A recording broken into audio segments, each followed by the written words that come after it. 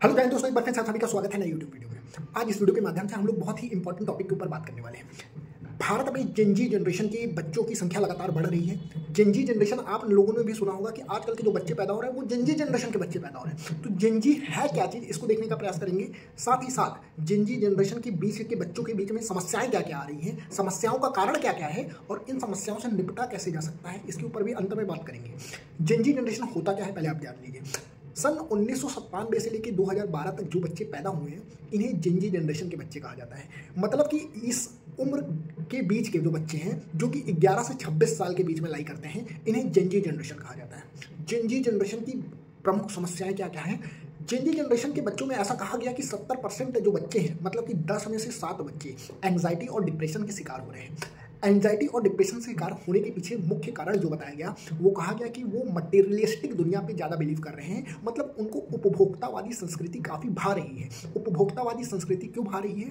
क्योंकि वो दुनिया की ग्लैमरस चीज़ों में उलझते चले जा रहे हैं। उनके पास ओवर एक्सपोजर है सोशल मीडिया का। मतलब कि सोशल मीडिया का ओवर एक्सपोजर होने के कारण जो जेनजी जनरेशन के बच्चे हैं वो अपने आप को दूसरे से कंपेयर कर रहे हैं। वो कंपेयर करने की वजह से उन्हें अपनी लाइफ की रियल पर्पज का पता नहीं चल रहा है और वो दूसरों के दिखावे में या खुद को दिखाने में अपनी लाइफ का मोस्ट ऑफ टाइम एक्सपेंड करते हैं। फॉर एग्जाम्पल कि वो लोग अपने आप को दिखाने के लिए सोशल मीडिया पे अपने आप को प्रदर्शित करते हैं अलग अलग फॉर्म में, जिसे वो बेटर दिख सकें। मतलब कि वो रियल लाइफ से इन्फ्लुएंस हो रहे हैं, उन्हें रियल लाइफ से कोई मतलब नहीं है। जेनजी जनरेशन का डेटेरेशन हो रहा है, मतलब पतन हो रहा है। इसके पीछे का कारण क्या है? इसके पीछे का कारण है कि वो मोरल वैल्यूज और सोशल वैल्यूज जो उनके अंदर थी, जो इसके पहले की जनरेशन एक्स और जनरेशन वाई में थी, वो खत्म हो गई है। इन्हें जूमर जनरेशन कहा गया है। जूमर जनरेशन इसलिए कहा गया है, जेन जेड जनरेशन मतलब जेन मतलब जनरेशन एज जेड मिस जूमर, मतलब कि इनका ज़्यादातर time mobile, social media, Instagram, Facebook, YouTube में स्पेंड हो रहा है और वेरियस वेब सीरीज के थ्रू ये अपनी लाइफ को जी रहे हैं। ऐसा बताया गया है कि सिर्फ 45% जेनजी जनरेशन के बच्चे मेंटली रूप से हेल्दी हैं, जो कि इसकी पहली वाली जनरेशन जिसे मिलीनियल जनरेशन कहा गया था उसमें 56% बच्चे जो थे वो मेंटली रूप से स्वस्थ थे। उसके पहले जेन एक्स जनरेशन था उसमें 51% थे और उसके पहले भी बूमर जनरेशन था जिसे बेबी बूमर जनरेशन कहा जाता है, जिसमें 70% लोग मेंटली फिट थे। मेंटली के साथ साथ फाइनेंशियल इनसिक्योरिटी भी जेनजी जनरेशन की एक बड़ी समस्या है। फाइनेंशियल इनसिक्योरिटी कहने का अर्थ ये है कि जेनजी जनरेशन के जो बच्चे हैं वो, ऐसा कहा गया है एक स्टडी ने, कि ये कभी भी अपना घर नहीं खरीद पाएंगे। जिस तरीके से अनएम्प्लॉयमेंट बढ़ेगा और जिस तरीके से जॉब मार्केट में लोगों की ज़रूरत पड़ेगी, जेनजी जनरेशन के बच्चे इतना ज़्यादा डिजिटल रूप से ओवर इन्फॉर्मेटिव हो गए हैं, जो कि एक गलत बात है। मतलब कि कुल मिला जुला के ये है कि जेनजी जनरेशन के लड़के को अपनी पर्पज मतलब लाइफ का पर्पज नहीं पता होने के कारण ये है, पहला बात डिजिटल ओवरलोड, मतलब कि ये डिजिटल ओवरलोड में ये हमेशा फोमो में रहते हैं। फोमो मतलब फियर ऑफ मिसिंग आउट। वो हमेशा मोबाइल उठा के चेक करते रहेंगे। मेंटल रूप से वो डिस्टर्ब हो चुके हैं, उन्हें पता नहीं है, पर उनको लगता है कि उनसे कोई चीज़ छूट ना जाए, इसलिए वो बार बार मोबाइल होकर स्क्रॉल करते रहेंगे। जबकि ऐसी कोई भी चीज़ नहीं रहेगी मोबाइल में जो कि बहुत ज़्यादा इंपॉर्टेंट हो उस समय, जिस समय उन्हें कोई और काम करना है, पर उन्हें फोमो लगा रहता है, मतलब फियर ऑफ मिसिंग आउट, उनसे कोई चीज़ छूट ना जाए। इसलिए जेनजी जनरेशन जो है वो हम देख रहे हैं कि वो अपने डिसीजन खुद नहीं ले पाते, वो किसी और के ऊपर डिपेंडेंट रहते हैं डिसीजन लेने के लिए, और उनके जो डिसीजन है वो डायरेक्शन लेस हो गए हैं। डायरेक्शन लेस होने के पीछे का कारण ये है कि इसकी पहले की जो जनरेशन थी उनके पास गूगल बाबा नहीं था, उनके पास सोशल मीडिया का इतना इन्फ्लुएंस नहीं था, तो वो कोई भी चीज़ को पता करने के लिए एक प्रोसेस को फॉलो करते थे। एक लंबा प्रोसेस होता था कि इसके बाद ये करना है, उसके बाद वो करना है, उसके बाद वो करना है, तब जाके रिजल्ट आता था। पर आज क्वेश्चन को डालते ही डायरेक्ट रिजल्ट मिलता है। इससे क्या होता है कि इन्हें प्रोसेस से मतलब नहीं है कि कैसे आंसर आया, आंसर आ गया बस। ये डिफरेंस है इसके पहले जनरेशन में और जेनजी जनरेशन में। इन्हें हर चीज़ पका पकाया मिल जा रहा है, तो ये डायरेक्शन लेस हो गए हैं। जेनजी जनरेशन में एक स्टडी ने यह बताया है कि 54% जो बच्चे जेनजी जनरेशन के हैं वो 4 घंटे अपने दिन का टाइम सोशल मीडिया को स्क्रॉल करने में बिता रहे हैं। और एक स्टडी ने यह भी बताया है कि 38% जेनजी जनरेशन के जो बच्चे हैं वो 4 घंटे से ज़्यादा टाइम सोशल मीडिया पर स्पेंड कर रहे हैं। जेनजी जनरेशन के बच्चों के बीच में सिचुएशनशिप नाम की चीज़ आ गई है। इन्हें सिचुएशनशिप मतलब कि ये किसी के साथ अगर रिश्ता बनाते हैं तो उसमें सिचुएशन ढूंढते हैं। सिचुएशन मतलब कि सामने वाले से अगर हमें प्रॉफिट हो रहा है तभी हम रिश्ता बनाएंगे, और सामने वाले को हमसे प्रॉफिट हो रहा है तो हम रिश्ता नहीं बनाएंगे अगर हमें उनसे प्रॉफिट नहीं हो रहा है। कहने का अर्थ ये है कि आज हमसे आपको प्रॉफिट हो रहा है तो आप हमसे रिश्ता बनाएंगे, परंतु अगर कल हमसे ज़्यादा इंपॉर्टेंट कोई आ गया जिससे आप उससे प्रॉफिट होने लगा तो आप हमसे रिश्ता खत्म कर देंगे। तो ये सिचुएशनशिप नाम की चीज़ आ गई है जो कि रिलेशनशिप को अनस्टेबल बना रही है। इसी की वजह से हम देख रहे हैं कि लिव इन रिलेशनशिप का कॉन्सेप्ट जो कि अभी तक वेस्टर्न कॉन्सेप्ट था वो इंडिया में फैल रहा है कि live in relationship. Live in relationship में क्या होता है, आज को लड़के की ज़रूरत है, लड़के को लड़की की ज़रूरत है। आज हम तुम हमारी तुम्हारी पट रही है, हम दोनों साथ रहेंगे। कब तक साथ रहेंगे?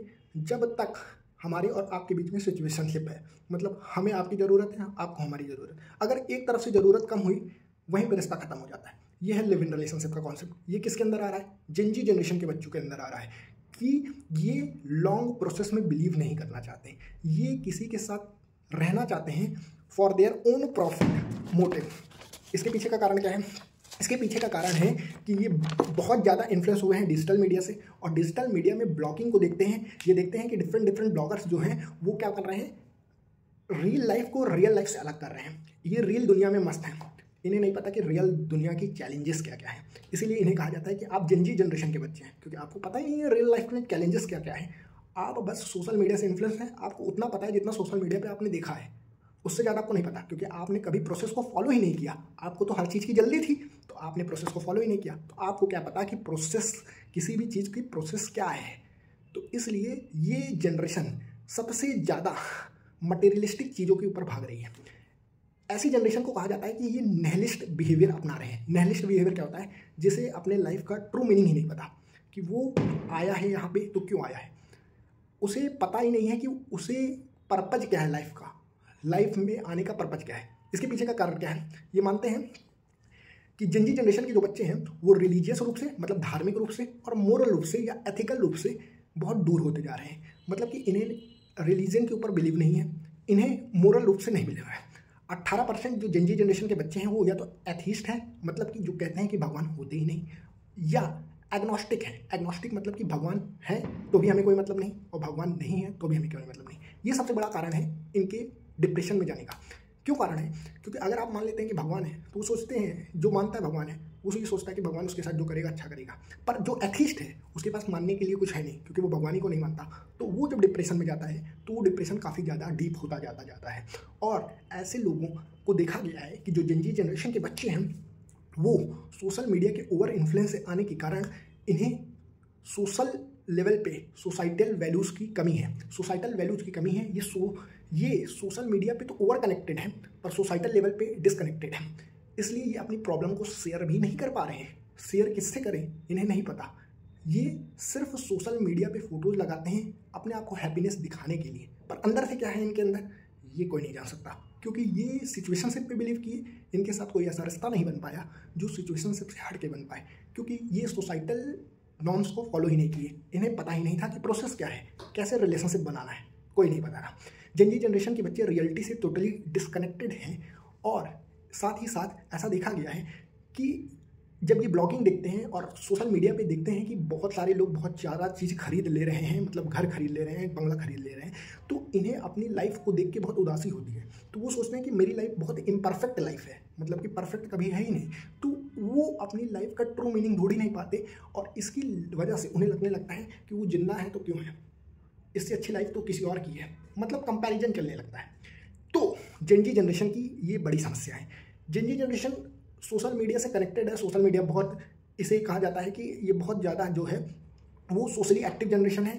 इसको यूज कैसे करना है सोशल मीडिया के, इसके ऊपर कंट्रोल रखना पड़ेगा, तभी जाके जेनजी जनरेशन का कुछ हो पाएगा। क्योंकि जेनजी जनरेशन अपना टाइम किस जगह पे कितना लगा रहा है ये मैटर करता है।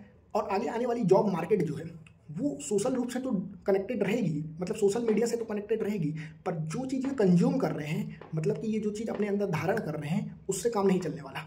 इन्हें प्रैक्टिकल होना पड़ेगा, और जॉब मार्केट को देखते हुए कि जॉब मार्केट में कैसी पर्सनालिटी की ज़रूरत है उस हिसाब से इन्हें ढालना पड़ेगा अपने आप को। सिचुएशनशिप की भावना को कम करना पड़ेगा। आज आपको किसी की ज़रूरत है तो आप उनसे बात कर रहे हैं, परंतु आपकी ज़रूरत खत्म होते ही आप उनसे रिश्ता खत्म कर दे रहे हैं। ये सबसे बड़ी समस्या जेनजी जनरेशन के बच्चों और बच्चियों दोनों के बीच में देखने को मिल रहा है।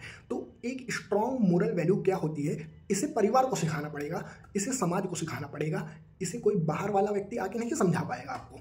तो इसके पहले की कौन सी जनरेशन आई, उसकी क्या क्या समस्याएं थी और उसने उस समस्याओं से कैसे उबरा, देखते हैं। सबसे पहले जो जनरेशन आई थी उसे साइलेंट जनरेशन कहते हैं। साइलेंट जनरेशन 1928 से लेकर 1945 तक थी।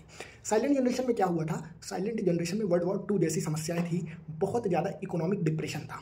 तो ये जो साइलेंट जनरेशन है, ये इनके बीच में जो बच्चे पैदा हुए उन्हें साइलेंट जनरेशन कहा जाता है, क्योंकि ये कुछ कर नहीं सकते थे। उसके बाद जो जनरेशन आई उसे बेबी बूमर जनरेशन कहा जाता है, जो कि 1946 से लेकर 1964 तक थे। इस समय क्या हुआ, बहुत सारे सिविल राइट्स मूवमेंट चल रहे थे। सिविल राइट मूवमेंट मतलब काले रंग को, भेद को खत्म करना है, और बहुत सारे देश जो हैं वो नए नए इंडिपेंडेंट हो रहे थे, जो कि विदेशी ताकतों से लड़ रहे थे। तो इस समय जो बच्चे, जो इसके बाद जो है बेबी बूमर जनरेशन, मतलब कि बहुत तेज़ी से पॉपुलेशन विश्व भर में बढ़ी।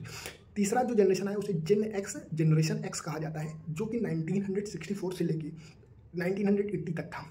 इसमें क्या हुआ, इस समय इकोनॉमिक डेवलपमेंट बहुत तेज़ी से हुआ, जिससे इकोनॉमिक इनइक्वालिटी बढ़ी, मतलब कि गरीब और अमीर के बीच की खाई जो है लगातार बढ़ती गई इस जनरेशन में। और इसी जनरेशन ने फेस किया एड्स जैसी एपिडेमिक को।